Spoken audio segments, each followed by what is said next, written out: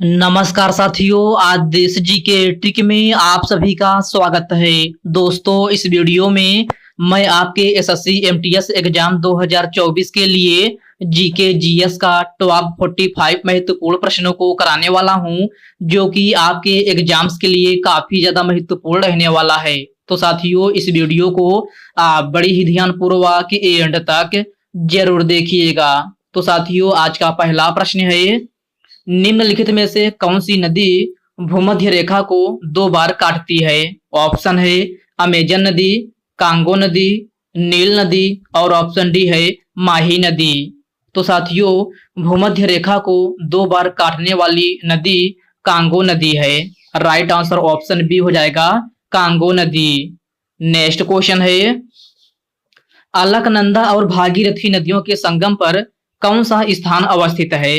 इसका ऑप्शन है देवप्रयाग, रुद्रप्रयाग, बद्रीनाथ और ऑप्शन डी है इनमें से कोई नहीं। तो साथियों, अलकनंदा और भागीरथी नदियों के संगम पर देवप्रयाग अवस्थित है। राइट आंसर ऑप्शन ए हो जाएगा, Devprayag. Okay friends, next question है, वित्त आयोग भारतीय संविधान के किस अनुच्छेद में वर्णित है? तो साथियों, वित्त आयोग भारतीय संविधान के अनुच्छेद 280 में है। किसमें? अनुच्छेद 280 में। इस प्रश्न का राइट आंसर ऑप्शन डी हो जाएगा। अगला प्रश्न है, मुस्लिम लीग द्वारा स्वराज की मांग किस वर्ष में की गई थी? इसका ऑप्शन है 1940 में, 1943 में, 1942 या फिर ऑप्शन डी है 1946 में। तो मेरे प्यारे साथियों, मुस्लिम लीग द्वारा स्वराज की मांग जो है 1940 ईस्वी में की गई थी। कब? 1940 ईस्वी में। इस प्रश्न का राइट आंसर ऑप्शन ए बन जाएगा। और साथियों, अगर आपसे पूछा जाए कि मुस्लिम लीग की स्थापना कब हुई थी, तो साथियों, मुस्लिम लीग की स्थापना 1906 ईस्वी में हुई थी। कब? 1906 ईस्वी में। ओके फ्रेंड्स, इसको आप अच्छे से जरूर याद रखिएगा। अगला प्रश्न है, सिद्धि धमाल किस राज्य की प्रमुख लोक नृत्य शैली है? कर्नाटक, महाराष्ट्र, गुजरात या फिर ऑप्शन डी है राजस्थान है। तो साथियों, सिद्धि धमाल जो है आपका यह है गुजरात राज्य का प्रमुख लोक नृत्य शैली है। कहाँ का? गुजरात राज्य का। राइट आंसर ऑप्शन सी हो जाएगा।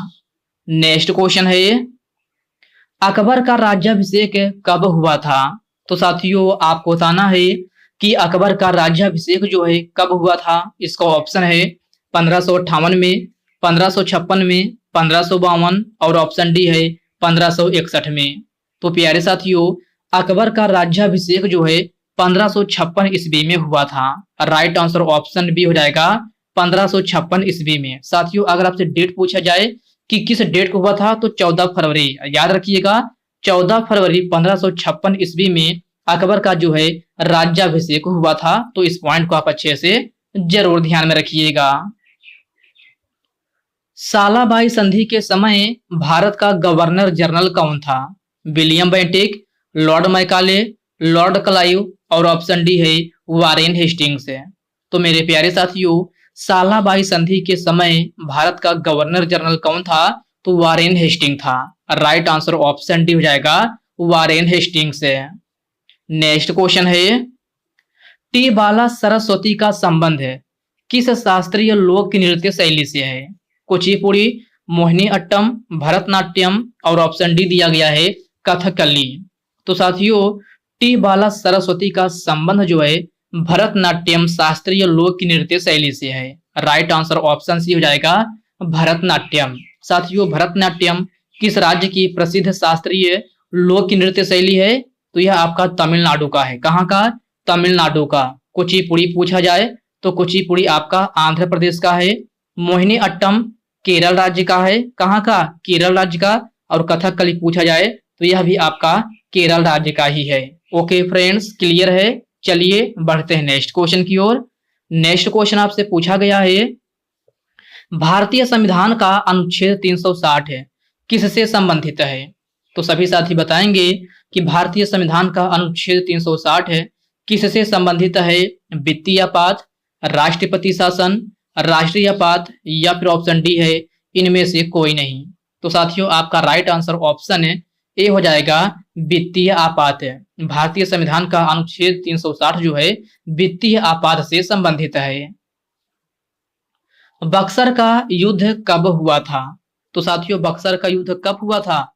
तो साथियों यह आपका 1764 ईस्वी में हुआ था। राइट आंसर ऑप्शन है बी हो जाएगा 1764 ईस्वी में।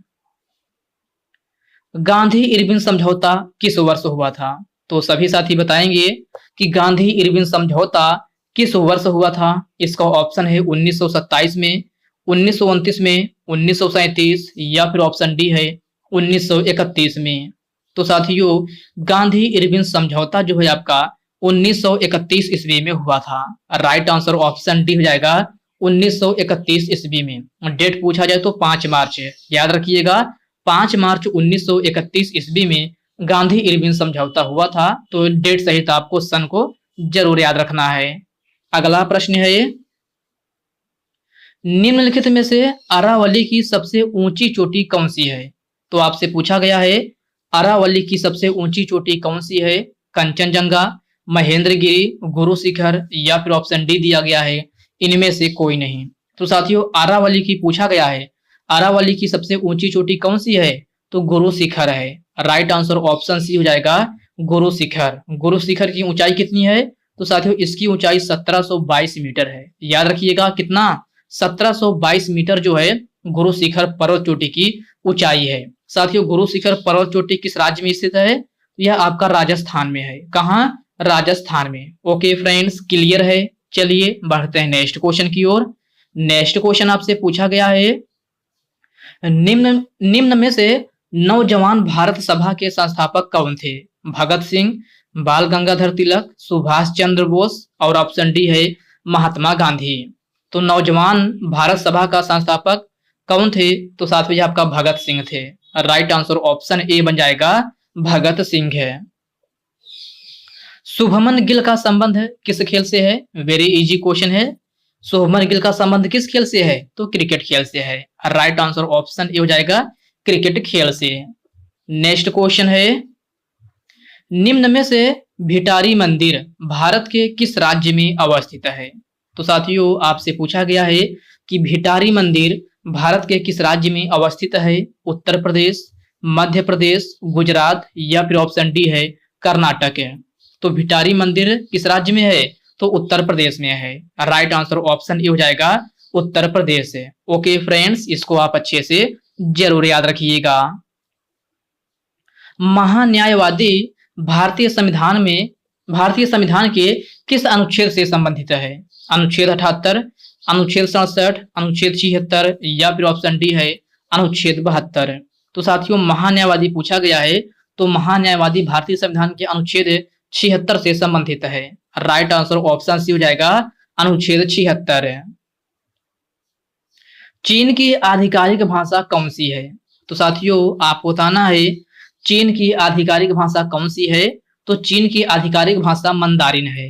राइट आंसर ऑप्शन ए हो जाएगा मंदारिन। साथियों इसको आप अच्छे से जरूर याद रखिएगा। ये क्वेश्चन आपके एग्जाम में अक्सर है जो है बार बार रिपीट होता रहता है, तो इसको आप अच्छे से जरूर याद रखिएगा। आपसे पूछा जाए कि चीन की आधिकारिक भाषा कौन सी है तो ऑप्शन ए राइट आंसर होगा मंदारिन। नेक्स्ट क्वेश्चन है माय स्टोरी आत्मकथा के लेखक या लेखिका कौन है? युवराज सिंह, मीराबाई चानू, अरुंधति राय या फिर कमला दास है। तो साथियों माय स्टोरी पूछा गया है कि माय स्टोरी आत्मकथा के लेखक या लेखिका कौन है? तो साथियों यह है कमला दास है। राइट आंसर ऑप्शन डी हो जाएगा कमला दास है। केन किसकी सहायक नदी है? तो आपको बताना है केन किसकी सहायक नदी है। ऑप्शन है गोदावरी, झेलम, यमुना या फिर कावेरी। तो साथियों केन जो है यमुना नदी की सहायक नदी है। राइट आंसर ऑप्शन सी हो जाएगा यमुना नदी। साथियों यमुना नदी की सहायक नदियां कौन कौन सी हैं? तो मैं आपको एक ट्रिक बताता हूं, केबीसी, ये आप याद रखिएगा केबीसी। तो के से होता है केन, क्या केन, बी से बेतवा और सी से चंबल। तो यमुना नदी की 3 प्रमुख सहायक नदियां होती हैं। कौन कौन? एक होती है केन नदी, बेतवा नदी और चंबल नदी। ये तीनों नदियां जो हैं यमुना नदी की प्रमुख सहायक नदी हैं। तो आप केबीसी से आप इसे ट्रिक के माध्यम से याद कर सकते हैं। ओके फ्रेंड्स, क्लियर है? चलिए बढ़ते हैं नेक्स्ट क्वेश्चन की ओर। नेक्स्ट क्वेश्चन आपसे पूछा गया है, नेहरू कप किस खेल से संबंधित है? फुटबॉल, वॉलीबॉल, क्रिकेट या फिर हॉकी? तो नेहरू कप किस खेल से संबंधित है? तो साथियों यह आपका फुटबॉल खेल से संबंधित है। राइट आंसर ऑप्शन है ए हो जाएगा फुटबॉल खेल से। बिहू नृत्य शैली किस राज्य की नृत्य शैली है? त्रिपुरा, असम, मिजोरम या फिर केरल? तो आपका राइट आंसर ऑप्शन है बी हो जाएगा असम। बिहू किस राज्य का लोक नृत्य है? तो असम राज्य का है। बुझे हुए चूने का रासायनिक सूत्र क्या होता है? तो मेरे प्यारे साथियों, बुझे हुए चूने का रासायनिक सूत्र क्या होता है? तो साथियों यह CaOH का होल ट्वाइज होता है। क्या? CaOH का होल ट्वाइज है, जिसका रासायनिक नाम कैल्शियम हाइड्रोक्साइड होता है। क्या? Calcium hydroxide. ओके फ्रेंड्स, अगला प्रश्न है, चेराओ कहाँ का प्रसिद्ध लोक नृत्य शैली है? तो आपको बताना है चेराओ कहाँ का प्रसिद्ध लोक नृत्य शैली है। ऑप्शन दिया है मिजोरम, असम, तेलंगाना या फिर गुजरात। तो आपका राइट आंसर ऑप्शन है ए हो जाएगा मिजोरम। भारतीय संविधान का अनुच्छेद 23 का संबंध किससे है? स्वतंत्रता का अधिकार, दुर्व्यापार और बलात्श्रम, गिरफ्तारी से या फिर ऑप्शन डी है इनमें से कोई नहीं। तो साथियों भारतीय संविधान का अनुच्छेद 23 किससे संबंधित है? तो यह दुर्व्यापार और बलात्श्रम से संबंधित है। राइट आंसर ऑप्शन बी हो जाएगा दुर्व्यापार और बलात्श्रम से। ब्लीचिंग पाउडर का रासायनिक सूत्र क्या होता है? तो आपको बताना है ब्लीचिंग पाउडर का रासायनिक सूत्र क्या होता है। तो साथियों यह है CaOCl2 होता है। राइट आंसर ऑप्शन डी हो जाएगा CaOCl2, जिसका रासायनिक नाम क्या होता है? कैल्शियम ऑक्सीक्लोराइड होता है। क्या? Calcium oxychloride. मुखौटा नृत्य शैली किस राज्य से संबंधित है? अरुणाचल प्रदेश, पश्चिम बंगाल, हिमाचल प्रदेश या फिर आंध्र प्रदेश? तो साथियों मुखौटा नृत्य शैली अरुणाचल प्रदेश राज्य से संबंधित है। राइट आंसर ऑप्शन ए हो जाएगा अरुणाचल प्रदेश है। सिंधु घाटी सभ्यता का लोथल कहाँ स्थित है? आपको बताना है सिंधु घाटी सभ्यता का लोथल कहाँ स्थित है? पंजाब, गुजरात, राजस्थान या फिर महाराष्ट्र? तो आपका राइट आंसर ऑप्शन बी हो जाएगा गुजरात में। सिंधु घाटी सभ्यता का लोथल कहाँ स्थित है? तो गुजरात राज्य में स्थित है। इसको आप अच्छे से जरूर याद रखिएगा। निम्नलिखित में से कौन सी नदी कर्क रेखा को 2 बार काटती है? अमेजन नदी, कांगो नदी, झेलम नदी या फिर माही नदी? तो साथियों कर्क रेखा को 2 बार काटने वाली नदी कौन सी है? तो साथियों यह आपका माही नदी है। राइट आंसर ऑप्शन है डी हो जाएगा माही नदी। एस सुब्रमण्यम का संबंध निम्नलिखित में से किस खेल से है? फुटबॉल, क्रिकेट, वॉलीबॉल या फिर कबड्डी? तो साथियों एस सुब्रमण्यम का संबंध जो है फुटबॉल खेल से है। राइट आंसर ऑप्शन है ए हो जाएगा फुटबॉल खेल से। ओके फ्रेंड्स, क्लियर है? चलिए बढ़ते हैं नेक्स्ट क्वेश्चन की ओर। नेक्स्ट क्वेश्चन आपसे पूछा गया है, मोहम्मद अली जिन्ना ने 14 सूत्रीय मांग किस वर्ष प्रस्तुत किया था? 1931 में, 1936 में, 1928 में या फिर ऑप्शन डी है 1929 ईस्वी में? तो साथियों मोहम्मद अली जिन्ना ने 14 सूत्रीय मांग जो है 1929 ईस्वी में प्रस्तुत किया था। राइट आंसर ऑप्शन है डी हो जाएगा 1929 ईस्वी में। डेट पूछा जाए तो 28 मार्च, याद रखिएगा 28 मार्च 1929 ईस्वी में मोहम्मद अली जिन्ना ने 14 सूत्रीय मांग प्रस्तुत किया था। नेक्स्ट क्वेश्चन है, फुटबॉल गोल पोस्ट की लंबाई कितनी होती है? 22 फीट, 24 फीट, 20 फीट या फिर 26 फीट है? तो साथियों फुटबॉल गोल पोस्ट की लंबाई आपसे पूछा गया है तो 24 फीट होती है। राइट आंसर ऑप्शन है बी हो जाएगा 24 फीट है। वर्तमान समय में भारतीय संविधान में कुल कितनी अनुसूचियां हैं? तो सभी साथी बताएंगे कि वर्तमान समय में भारतीय संविधान में कुल कितनी अनुसूचियां हैं। ऑप्शन दिया है 12, 10, 8 या फिर 9। तो साथियों ध्यान रखिए वर्तमान समय में पूछा गया है कि वर्तमान समय में भारतीय संविधान में कुल कितनी अनुसूचियां हैं? तो कुल 12 अनुसूचियां हैं। राइट आंसर ऑप्शन है ए हो जाएगा 12 अनुसूचियां। साथियों अगर आपसे पूछा जाए कि मूल संविधान में, मूल संविधान मतलब पहले के संविधान में, जब संविधान आपका बनकर तैयार हुआ था तो मूल संविधान में कुल कितनी अनुसूचियां थी? अगर मूल संविधान में पूछा जाए तो कुल 8 अनुसूचियां थी। कितना? 8 है। लेकिन अगर आपसे वर्तमान में पूछा जाए तो वर्तमान समय में भारतीय संविधान में कुल 12 अनुसूचियां हैं। मूल संविधान पूछा जाए तो मूल संविधान में 8 अनुसूचियां थी। ओके फ्रेंड्स, क्लियर है? इन पॉइंट को आप अच्छे से जरूर ध्यान में रखिएगा। इस तरह के क्वेश्चन आपके एग्जाम में अक्सर रिपीट होते रहते हैं। नेक्स्ट क्वेश्चन है, 5वीं पंचवर्षीय योजना की अवधि क्या थी? तो आपको बताना है 5वीं पंचवर्षीय योजना की अवधि क्या थी। तो साथियों 5वीं पंचवर्षीय योजना की अवधि जो है आपका 1974 से लेकर के 1978 ईस्वी तक थी। राइट आंसर ऑप्शन सी हो जाएगा। साथियों आपसे 5वीं पंचवर्षीय योजना क्यों पूछा जाता है? ज्यादातर आपसे डेट पूछा जाता है, क्योंकि दोस्तों यह एकमात्र ऐसी पंचवर्षीय योजना थी जो कि केवल 4 वर्षों तक ही चली थी। इसका अगर आपसे अवधि पूछा जाता है तो 1974 से लेकर के आपसे ऑप्शन में यह भी दिया जाता है 1974 से 1979 भी दिया जाता है। तो मोस्टली स्टूडेंट यही कर देते हैं, क्योंकि पंचवर्षीय योजना मतलब 5 वर्ष है, तो 1974 से 1979 हुआ, तो यही लोग जो है आप लोग आंसर करके चले जाते हैं। लेकिन आपका 1974 से लेकर के 1978 ईस्वी तक जो है 5वीं पंचवर्षीय योजना का कार्यकाल था, क्योंकि यह एकमात्र ऐसी पंचवर्षीय योजना थी जो कि केवल 4 वर्षों तक ही चली थी। ओके फ्रेंड्स, क्लियर है? इसको आप अच्छे से जरूर ध्यान में रखिएगा। अगला प्रश्न है, राष्ट्रपति भारत के महान्यायवादी की नियुक्ति करता है, यह किस अनुच्छेद में है? Very very most important question है, स्टार मार्क जरूर लगा लीजिएगा। तो साथियों राष्ट्रपति भारत के महान्यायवादी की नियुक्ति करता है, यह किस अनुच्छेद में है? यह आपका अनुच्छेद 76 में है। राइट आंसर ऑप्शन डी हो जाएगा, अनुच्छेद 76 है। एन्नोर बंदरगाह कहां पर अवस्थित है? तो आपको बताना है एन्नोर बंदरगाह कहां पर अवस्थित है। ऑप्शन दिया है तमिलनाडु, गुजरात, पंजाब या फिर ऑप्शन डी है महाराष्ट्र। तो साथियों एन्नोर बंदरगाह आपसे पूछा गया है कि एन्नोर बंदरगाह कहां पर अवस्थित है। तो साथियों यह आपका तमिलनाडु में अवस्थित है। कहां? तमिलनाडु में। प्रश्न नंबर 40 का राइट आंसर ऑप्शन ए बन जाएगा। अगला प्रश्न है, भारतीय संविधान का अनुच्छेद 44 किससे संबंधित है?